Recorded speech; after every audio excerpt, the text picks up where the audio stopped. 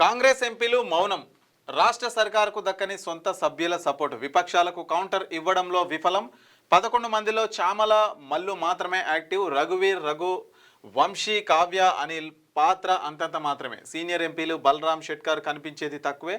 ఢిల్లీ రాజకీయాలకు రేణుకా సింఘ్వి పరిమితం. ప్రజలకు అందుబాటులో ఉండని నేతలంట. మరి పార్లమెంట్లో ఏవైతే పార్లమెంట్ సమావేశాలు జరుగుతున్నాయో తెలంగాణకు సంబంధించిన కాంగ్రెస్ ఎంపీలు ఎవరైతే ఉంటారో వాళ్ళ పాత్ర మాత్రం అంతంతే అని చెప్పేసి మాత్రం ఇక్కడ వస్తుంది.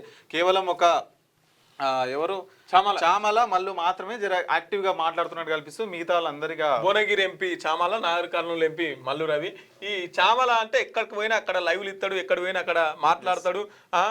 కనీసం 10-20 రోజులకోసారన్నా గాంధీ భవన్కి వచ్చి ప్రెస్ మీట్లు పెడతాడు. కనీసం అదే ఏదోటి కొంత మాట్లాడే ప్రయత్నం చేస్తాడు. ఆడాడ మీటింగ్లల్లో మల్లు రవి కూడా కనబడతాడు. ఇక అనిల్ కుమార్ కనబడతాడు కానీ మాట్లాడు. గడ్డం వంశీదారు కనబడతాడు కానీ మాట్లాడు. కడియం కావ్య గారు కూడా అక్కడక్కడ అవుపడతారు చాలా తక్కువ కానీ మాట్లాడరు. కనబడతారు కానీ మాట్లాడరు. ఇక మిగతా వాళ్ళు అయితే వీళ్ళు కూడా ఎంపీలేనా అని వాళ్ళ సెక్యూరిటీని చూసి ఏ ఎంపీ ఏం పేరు అని అడగాల్సి వస్తుంది. గెలిచిరంటే అయిపోయా, ఇక ప్రజలతో నేను సంబంధం అయిపోయా. ఇట్లున్నది వీళ్ళ పరిస్థితి, ఈ ఎంపీల పరిస్థితి.